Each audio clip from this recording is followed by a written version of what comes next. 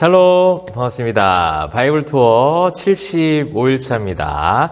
이제 소선지서 오늘 호세아부터 오늘 말씀을 또 읽도록 하겠습니다. 호세아 전체를 읽으실 텐데요. 1장부터 14장까지 말씀을 읽도록 하겠습니다. 오늘의 공통된 주제는요, 신실하신 하나님이라고 정해보았습니다. 호세아 성경을 읽으면서 하나님의 그 아프신 마음을 많이 느끼게 되었습니다. 그러면서 참 많은 회개도 하게 되는 그런 말씀이 호세아 말씀인 것 같아요. 실제로 호세아도 그렇게 경험을 하게 되죠. 이 호세아가 전반부에 자기 아내인 고멜을 통해서 그렇게 간음하고 자꾸 자신을 떠나려고 하는 그 아내를 끝까지 품는 것을 경험하면서 하나님의 마음을 알게 돼요. 우리가 호세아 말씀을 보면서 하나님의 마음을 알게 되는 것, 이것이 어떻게 보면 이 호세아 성경이 있는데 우리가 가장 주안점을 두고 목표로 삼아야 되는 부분이기도 합니다. 물론 성경 전체가 다 그런 마음으로 읽어야 되겠죠. 하나님의 마음이 어떠한가? 하나님은 나에게 어떠한 메시지를 주시고자 하는가에 대한 하나님의 음성에 귀 기울이는 것, 이것이 우리가 성경 말씀을 보는 기본적인 자세라고 볼 수가 있습니다. 근데 이 호세아의 성경을 보면서는요, 하나님의 그 안타까운 마음들, 그 아파하시는 마음들, 그렇게 우리를 사랑하시는 그 애절한 그 사랑의 메시지가 굉장히 많이 담겨져 있는 것을 보게 되죠. 이제 이 호세아가 주로 활동했던 그런 시기는요, 이제 북이스라엘 왕조 가운데 활동을 했습니다. 여로보암 2세라고 성경이 나와 있고요. 북이스라엘의 13번째 왕이었고, 여러분 이전에 우리가 계속해서 성경을 많이 읽으셔서 잘 아시겠지만 북이스라엘은 선한 왕이 거의 없을 정도로 굉장히 악한 왕들이 많았고, 악한 어떤 그 나라의 분위기가 계속해서 있었던 곳이 바로 북이스라엘입니다. 잘 아시는 대로 가장 그 악한 왕조 시대 때 활동을 했던, 또 쓰임받았던 엘리사 이야기 할 때도 여러분 잠시 말씀을 드렸죠. 그만큼 북이스라엘 왕조는 하나님을 떠나서 영적 간음을 하고 그렇게 우상을 숭배하고 하나님을 섬기기보다는 이방 나라의 문화들을 섬겨 나갔죠. 우상 숭배로 인한 영적 간음으로 멸망하게 되고, 그 멸망하게 될 것을 호세아는 계속해서 예언을 합니다. 그런데 이제 호세아는 아마도 많은 신학자들이 보기에 그 멸망했던 시기 전에, 멸망하기 전에 이 성경을 썼을 것이다. 그러니 돌아오기를 바라는 마음으로 썼던 호세아의 마음이 거기에 담겨져 있다는 거예요. 멸망하기 전에 돌아오기를 바라는 그 간절한 눈물로, 간절한 호소로 그렇게 하나님의 마음으로 그렇게 선포했던 그런 선지자였습니다. 자신의 아내가 계속해서 그렇게 간음하고 자신의 곁을 떠나려고 함에도 불구하고 끝까지 그 품으면서 그 하나님 마음을 알았던 호세아의 심정이 담겨져 있는 것이죠. 당시 북이스라엘의 모습은요, 물질적으로는 풍요로워 보였습니다. 남유다도 그랬고요. 그러나 영적으로 하나님을 알지 못한 그런 빈곤한 시대, 영적 빈곤의 시대를 배경으로 하고 있습니다. 하나님의 마음을 자신의 삶을 통해서 처절하게 경험한 호세아가 간절히 백성들에게 돌아오기를 권면하고 회개했던 많은 내용들의 중심 주제가 무엇입니까? 하나님이 어떠한 마음으로 지금 우리를 바라보시는지를 제대로 알자. 그리고 그 제대로 알았을 때는 하나님은 지금 무엇을 원하냐면 묵은 땅을 기경하고 돌아오기를 원하신다. 하나님은 헤세드, 인내하심으로 돌아오기를 바라신다는 거죠.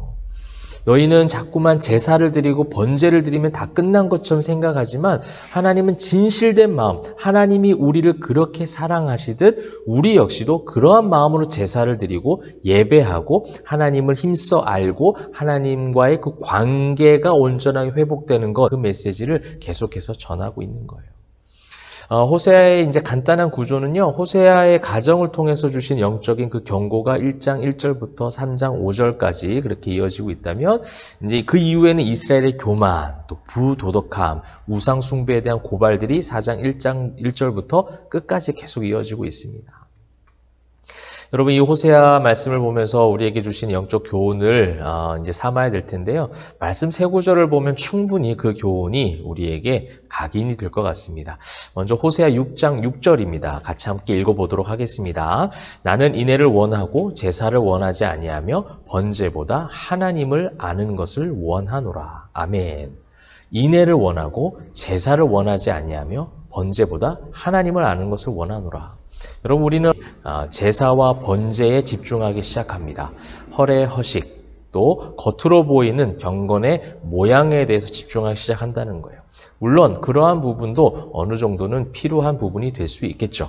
그러나 주객이 바뀌어져 버렸습니다. 하나님을 사랑하는 마음보다는 나를 사랑하신 하나님의 마음을 알기보다는 그냥 그러한 겉으로 보이는 제사와 의식으로 끝내버린 것이죠.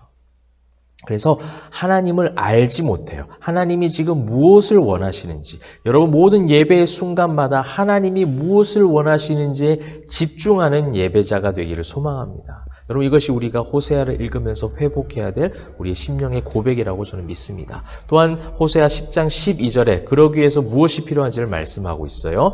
너희가 자기를 위하여 공의를 심고 인애를 거두라. 너희 묵은 땅을 기경하라. 지금이 곧 여호와를 찾을 때니 마침내 여호와께서 오사 공의를 비처럼 너희에게 내리시리라. 아멘. 하나님은 공의를 비처럼 우리에게 쏟아 부어주시기 위해서, 사랑의 마음을 쏟아 부어주시기 위해서 지금도 하나님은 해세대의 은혜로 우리를 기다리시고 인내하고 계신다라는 것을 호세아는 마음을 다해 선포하고 있는 거예요. 그래서 너희의 묵은 땅을 뭐 하라고요? 기경하라, 갈아엎으라는 겁니다.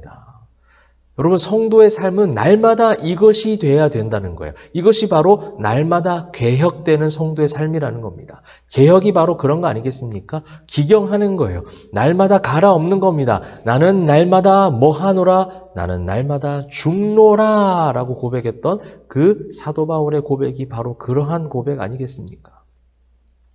날마다 말씀을 읽는 저와 여러분, 이 말씀을 통해서 날마다 묵은 땅이 기경되어지는 은혜가 있기를 축복합니다.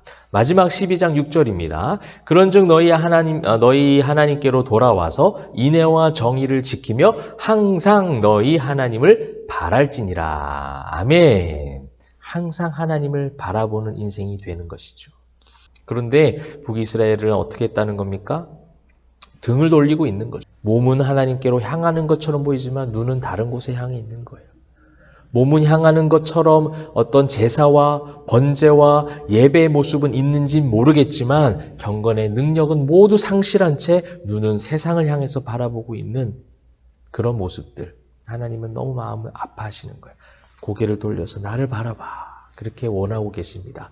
사랑하는 성도 여러분, 오늘 우리의 시선이 호세아 말씀을 볼 때에 하나님을 볼 수 있는 그런 시간들이 되면 좋겠습니다. 여러분들이 그 성경 있는 그 고요한 시간을 통해서 하나님의 세미한 음성을 듣기를 바라보고요. 그 세미한 음성을 들었을 때에 하나님과 더욱더 가까이 가는, 하나님을 더 많이 알고 묵은 땅을 기경함으로 주님만을 바라보는 저와 여러분의 오늘의 한 달이 되기를 소망합니다. 그렇게 되시기를 주님의 이름으로 축복합니다. 기도하겠습니다.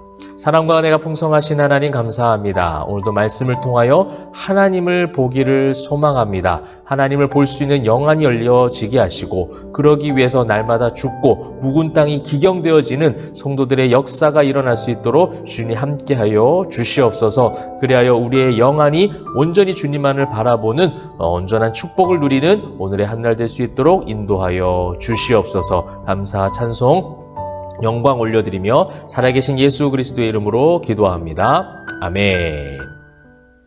오늘도 주님과 함께함으로 우리의 묵은 땅이 기경되어지고 새로워진 역사의 길 소망합니다. 말씀의 능력과 힘으로 화이팅!